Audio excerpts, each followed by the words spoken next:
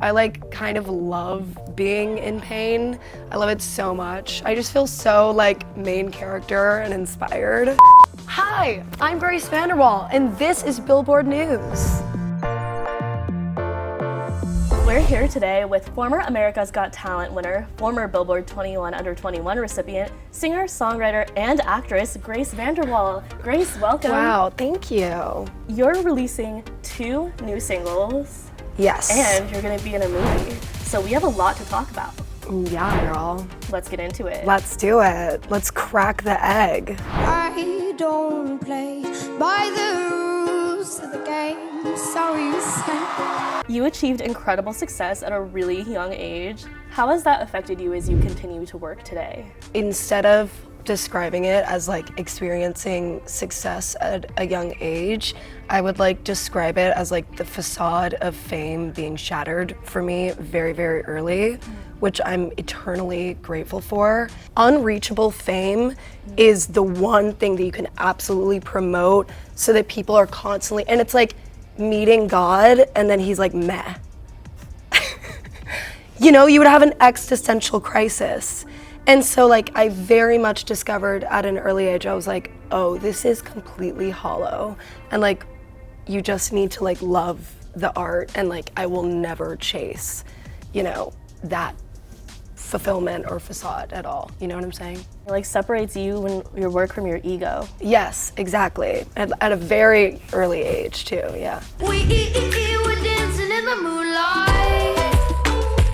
For you, being a woman in the industry, and just being so visible, whether it be on socials or through your music or in a movie. Yeah. You know, having someone who's just not afraid to be who they are. Yes, and people hate it.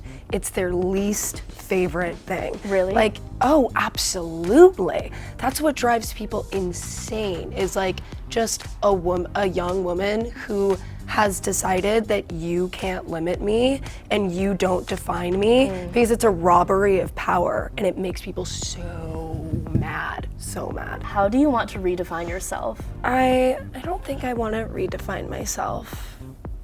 Okay. Yeah, I think I just want to be me. I want to be honest. I want to be free.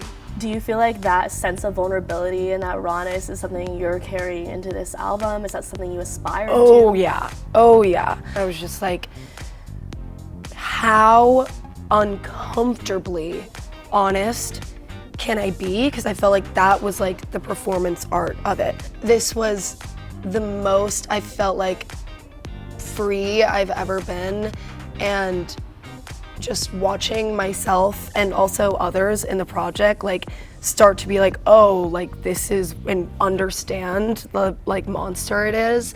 And I was just like, wow, this is an experience I've never had before, of just like pushing the boundaries of what we can really do. Do you want to tour this record? Do you have any plans in the works? Yeah, oh yeah. I literally just manically wrote out on my notes app like an immersive concert idea, and I like went through second by second of all of the songs and like did what the lighting is gonna be, and I love performing so much. I love just every dimension of this project, so I feel like the performances and like visuals will be just as important as everything, and I totally want to go on tour with it. I love touring so much. You can call it whatever you want. You've released a single, Call It What You Want. What inspired you to write that song? Personal experience. Can you elaborate? When two people romanticize a connection and you kind of both know it's sort of like a waste of time or maybe living in the past or it's not gonna go anywhere, but there's just like so much love there and it's kind of just like drug binging your love. What are we getting from What's Left of Me? What inspired you to write that song? That song has much more layers, yeah.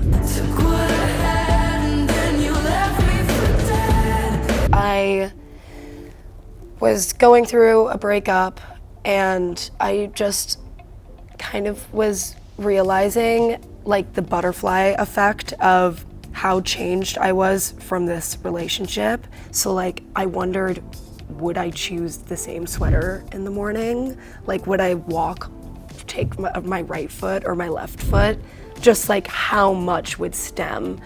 And then I was like, what part of my skin is even still mine and like left before this relationship? I'm constantly now a shared piece of you. Fuck, that was really intense.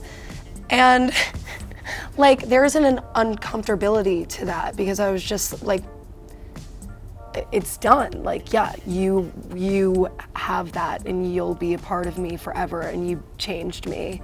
And yeah, so it's called What's Left of Me.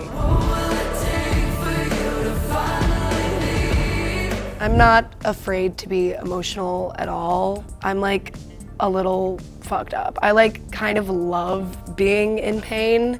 I love it so much. I just feel so like main character and inspired. Spoken like a true artist. So I was just like, yeah, I was like walking through like Fiona Apple, like it's rainy outside. I was just like, ugh, I'm so hurt. And it got me to write this song because I was like so main character.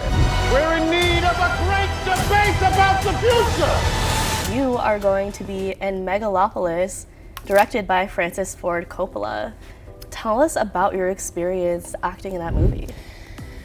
Oh my God, I had the best experience acting in that movie. It was unlike anything I've ever done before, and like I really saw firsthand Francis's process and like artistry, and it was really, really, really fucking cool. I remember Francis was like, oh, well, have you ever played a villain before? And I was like, but is she a villain? But is she a villain? And then he was like, oh. And I'm like, yeah, she's kind of a queen, I fear. She's kind of just like using a system, and that's kind of fabulous. So you would say she's girl bossing? I think she possibly might be girl bossing. Viewers can decide. New headline. Go see Megalopolis and decide for yourself. Tell us about you. What are some things that you care about and have fun doing? My hobby, oh my God, you know what my biggest hobby is? I just did this the other night and I was just like, I fucking love my life. And I just get Chick-fil-A or Dave's Hot Chicken. I'm like obsessed with chicken sandwiches. Put on an Adam Sandler movie, dude. Something about those shitty Adams, the shittier the better. Like, you can tell that man was just with his friends drunk writing a script. I just put it on, brain dead, cat right here, and I have a back massager that I put on. Oh. Yeah. That's advanced. Oh yeah. It's like, it's honestly, I'm like, this is what life is about. I figured it out. How do you maintain work-life balance in your life? I don't. The only way to survive doing what I'm doing is to be a person who loves chaos, which I do. I thrive under pressure. I honestly love being stressed out.